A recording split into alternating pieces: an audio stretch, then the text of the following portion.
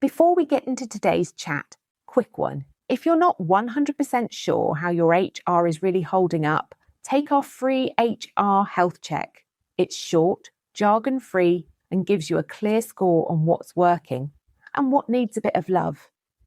And if you do it before 1st April 2026, you'll get a bonus 7-pillar strategy on a page, tailored to help you manage HR brilliantly for the year ahead. Just head to kateunderwoodhr.co.uk/HR-health-check check the link in the show notes. Picture this. It's just after 7 a.m. on the morning of the 1st of July 2025, and I'm out on a dog walk with H, our office wellbeing officer, part-time squirrel chaser, and freelance cheese consultant. We're meandering along one of our favourite trails in the New Forest. The weather is that perfect early summer combo. Mild sunshine, high teens, a gentle breeze. My phone's buzzing in one pocket. I've got a lukewarm coffee in the other hand, and H is happily bouncing ahead, tail up, nose twitching. And then, ping, a voice note from a client. Kate, quick question. We've got a freelance designer. She invoices us monthly, works regular hours every week. That's fine, right? Just as I'm about to reply, H stops, turns, and gives me that look. The one that says, Mum, that sounds suspiciously like payroll, with extra paperwork. She's got a point. Even if someone's invoicing, calling themselves freelance, or working through a limited company, it's the reality of the working relationship that counts, not the label. So, if you've ever hired a freelancer, or are thinking about it, and want to avoid surprise HMRC bills and tribunal risks, stick around. By the end of this episode, you'll know when a freelancer might actually be an employee, how HMRC decides these things, and what steps you can take right now to protect your business. Welcome back. I'm Kate Underwood, HR consultant, workplace translator, and general champion of stress-free compliance. You're listening to Buzzing About HR, the podcast for small business owners, people managers, and the accidental HR person who's just trying to keep it together. Let's get stuck in. Part 1. Why status matters. So why does this freelancer versus employee thing even matter? Because if you get it wrong, the consequences aren't just awkward, they can be expensive. We're talking backdated income tax, employers' national insurance contributions, interest, penalties, and potentially a public tribunal if it all goes horribly wrong. Now, most small businesses don't fall under the off-payroll working rules, also known as IR35, for large companies. But that doesn't mean HMRC won't come knocking. If someone is working like an employee, HMRC can still reclassify them, even if they invoice you and call themselves freelance. The law looks at the working arrangement, not the paperwork. Part 2. Real-life examples that should make you sit up. Let's take a look at a few real-world examples just to give this some punch. Adrian Chiles, the TV and radio presenter, faced a claim from HMRC for nearly 1.7 million in back tax and NICs. Why? Because despite invoicing through a limited company, HMRC argued that the way he worked with broadcasters looked more like employment. Kay Adams went through multiple tribunal rounds defending her freelance status with the BBC. She eventually won, but only after a huge legal and emotional battle. And most small businesses wouldn't have the time or budget for that. Even Premier League referees were dragged into this in 2023. Despite working through companies, tribunals had to decide whether they were really just employees in disguise. The point is, this isn't just about celebrities or massive organisations. HMRC is using these cases to tighten up everywhere. Part 3. So, how do you get it right?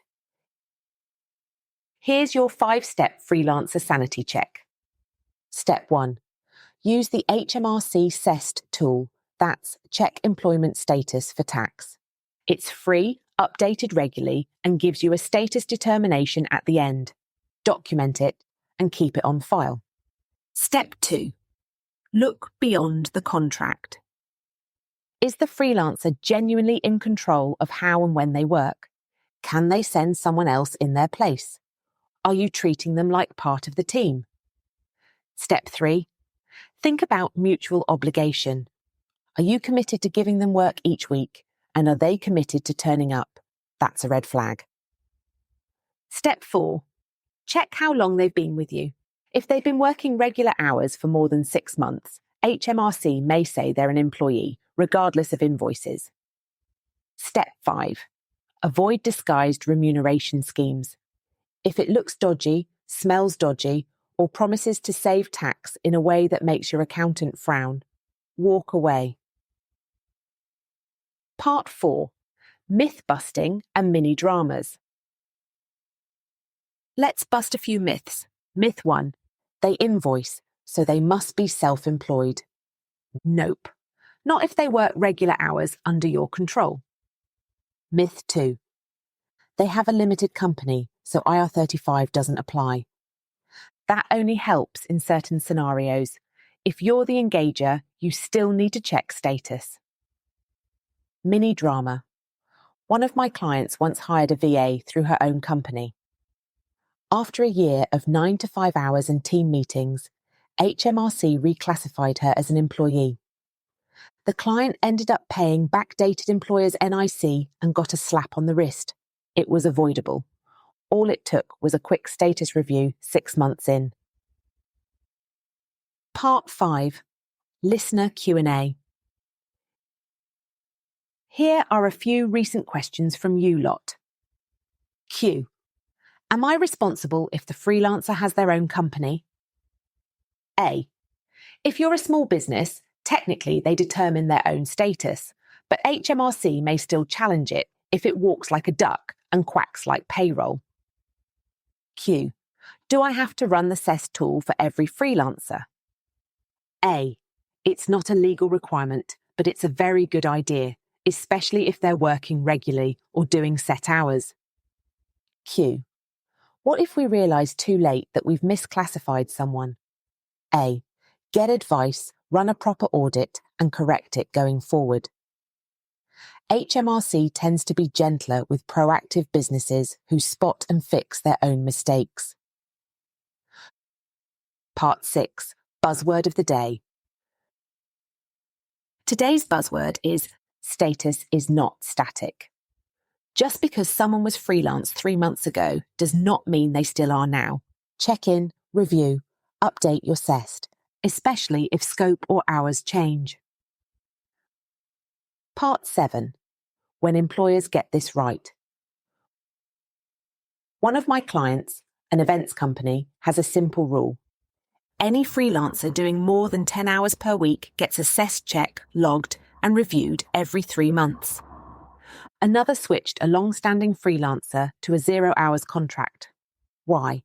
Because they were clearly operating like an employee. No drama, no fuss, just a smart, proactive move.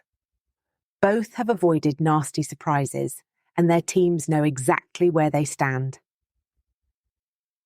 Final thoughts. Getting freelancer status right is not just a tax thing. It's about protecting your business, treating people fairly, and sleeping a bit easier at night.